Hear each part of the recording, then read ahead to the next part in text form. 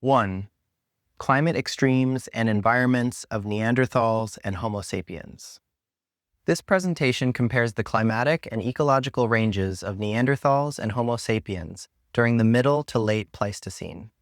The analysis centers on ecological niche breadth, the range of environments each species occupied, and the adaptive strategies associated with those environments. Neanderthals occupied Western Eurasia during a period of repeated climatic instability. Their known range included cold paraglacial environments, temperate woodland settings, Mediterranean refugia, and parts of the Levant. Homo sapiens eventually occupied a wider set of environments, including African mosaic habitats, tropical rainforests, desert margins, temperate woodlands, high-latitude Siberia, and later nearly every major terrestrial biome. This comparison requires attention to multiple climate variables. Temperature is only one component of habitat structure.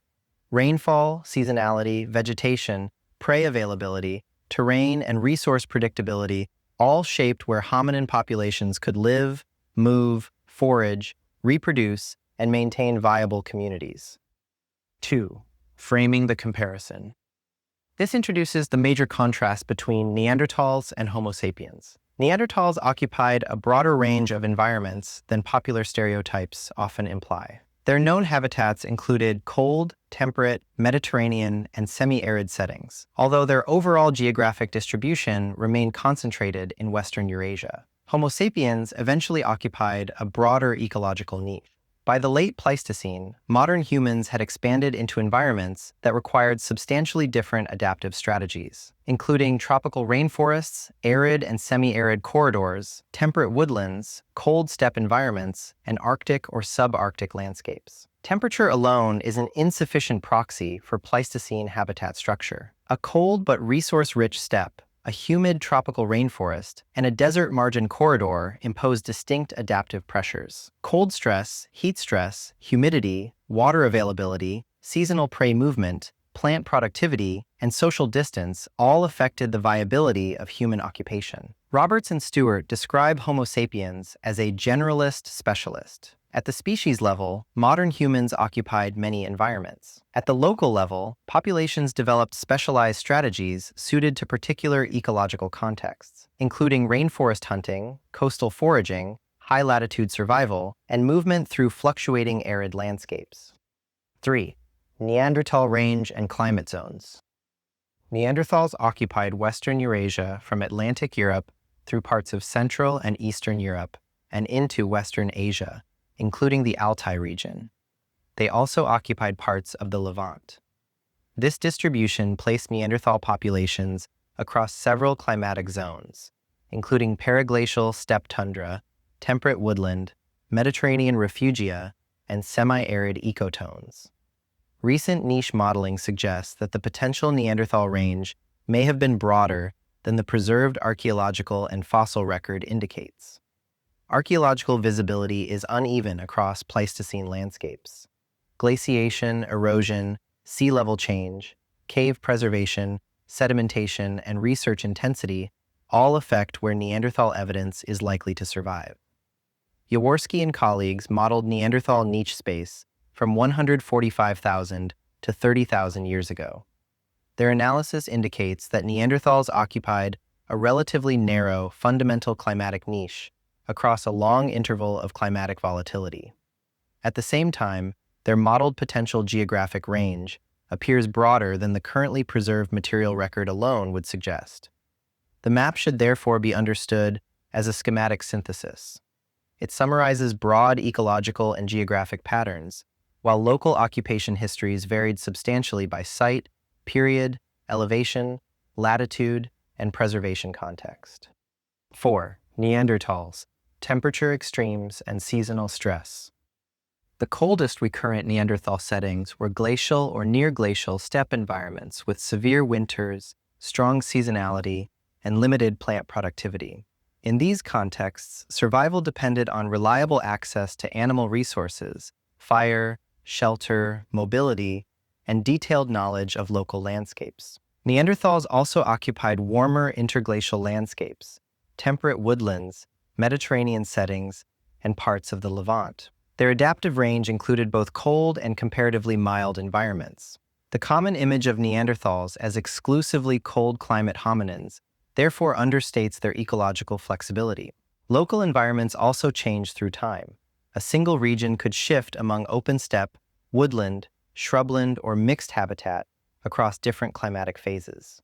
Timmerman and colleagues modeled hominin habitat suitability over the past 2 million years and found that temperature, rainfall, and terrestrial productivity all shape the distributions of archaic and modern humans. Stabwasser and colleagues linked severe cold and arid stadial phases in Europe to ecological stress during the period of Neanderthal decline and modern human expansion.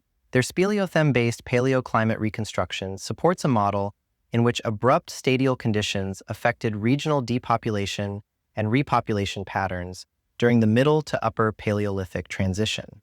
For Neanderthals, climate adaptation involved behavioral and technological buffering, fire, hide use or clothing, shelter, cooperative hunting, flexible landscape use, and knowledge of seasonal prey movement all contributed to survival in climatically variable settings. 5. Homo sapiens, a broader ecological niche. Early Homo sapiens evolved in Africa within variable mosaic environments. These settings included combinations of grassland, woodland, wetland, lake margin, riverine, and open habitats.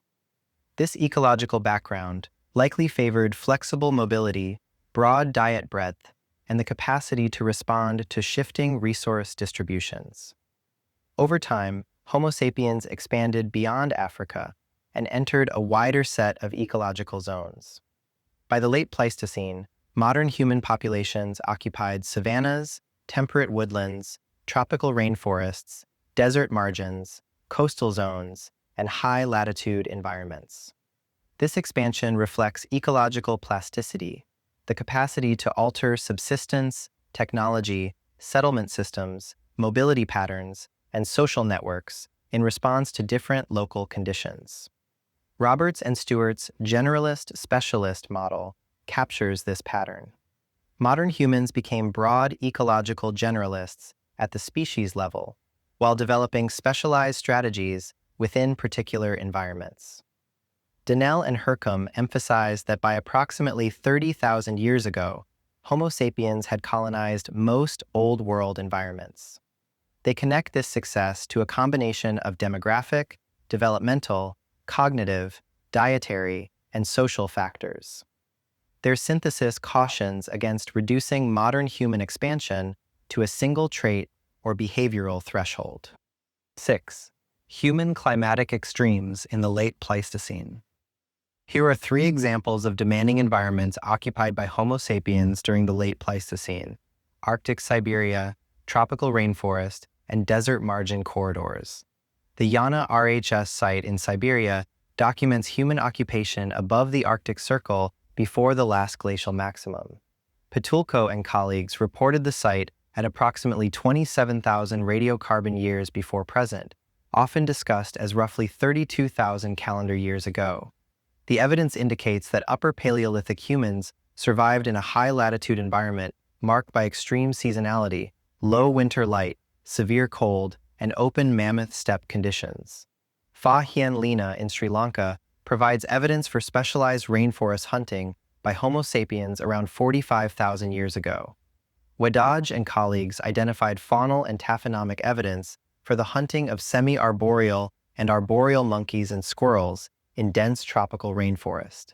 This record shows that early modern humans developed specialized subsistence strategies for closed canopy tropical environments. Pleistocene movement through the Sahara and Arabia was strongly influenced by humid intervals. During these windows, lakes, rivers, wetlands, and grassland corridors expanded into regions that are arid today. These shifting corridors created intermittent opportunities for dispersal and occupation across desert margin landscapes.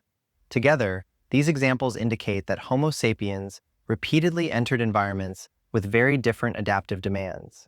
Successful occupation depended on flexible subsistence systems, technological adjustment, mobility planning, and social coordination. 7. Direct comparison: Neanderthals versus Homo sapiens. Neanderthals were Western Eurasian hominins with a broad but regionally constrained ecological range. They occupied cold, temperate, Mediterranean, and semi-arid settings, and they persisted through substantial Pleistocene climatic volatility. The evidence supports Neanderthal ecological flexibility within a comparatively narrower geographic and climatic range. Homo sapiens eventually occupied a wider geographic and climatic range. Modern human populations expanded across Africa, Eurasia, Sahul, and later into the Americas and other regions. This expansion included tropical heat and humidity, Arctic cold, desert margins, temperate forests, savannas, coastlines, and highland environments. Both species show evidence of adaptive flexibility. The difference lies in geographic scale, ecological breadth, and the range of locally specialized strategies documented across environments. Neanderthals can be characterized as successful Eurasian generalists within a relatively narrower climatic niche.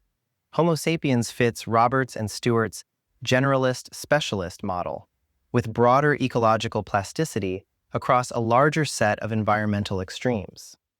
8. Key takeaways. The first takeaway is that Neanderthals occupied more climate diversity than popular representations usually suggest. Their environments included cold glacial landscapes, temperate woodlands, Mediterranean refugia, and semi-arid settings. The second takeaway is that Homo sapiens eventually spanned a wider range of environments and climatic extremes.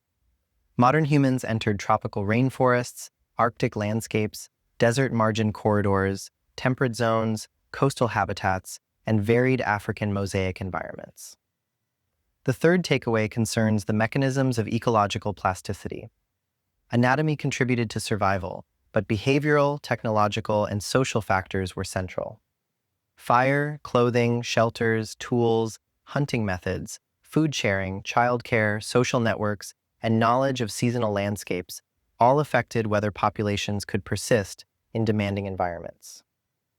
The fourth takeaway is that Pleistocene climate should be evaluated as a multidimensional system. Temperature, rainfall, aridity, vegetation, prey distributions, seasonality, and resource predictability all shaped hominin habitat suitability. A cold steppe with predictable large mammals presented a different ecological problem than a dense rainforest with high biodiversity, reduced visibility, and dispersed arboreal prey.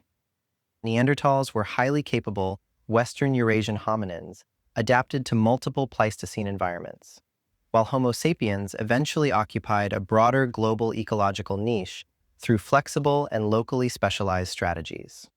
9. Acknowledging references. The references on this provide the scholarly basis for the comparison. Yaworski and colleagues support the discussion of Neanderthal niche space and range modeling. Timmerman and colleagues provide a broader climate modeling framework for hominin habitat suitability. Roberts and Stewart support the generalist-specialist interpretation of Homo sapiens.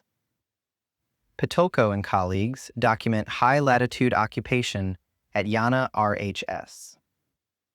Wedage and colleagues support the discussion of rainforest specialization at Fa-Hien Lena. Stabwasser and colleagues address climatic stress during the Neanderthal to modern human transition in Europe. Donnell and Hercombe provide a recent synthesis on the broader success of Homo sapiens.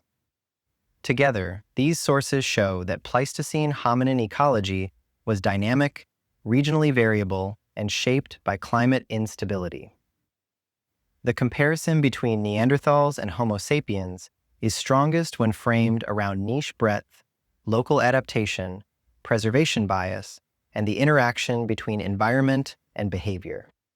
Special thanks to Mark A., Gary M., Jack F., Red Fox, Nori, and Merlin. Thanks for spending this time with me on Human, Evidently.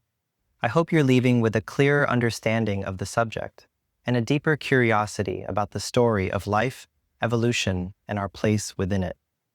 Until next time, keep asking those good questions. If you want to support my channel, please consider subscribing here and on Patreon, where you can access my content for free or contribute a small donation to get your name at the end of my videos. I'm working on a series of educational material for middle-grade readers and 2 science fiction novels. Such endeavors are only made possible by contributions from viewers like you.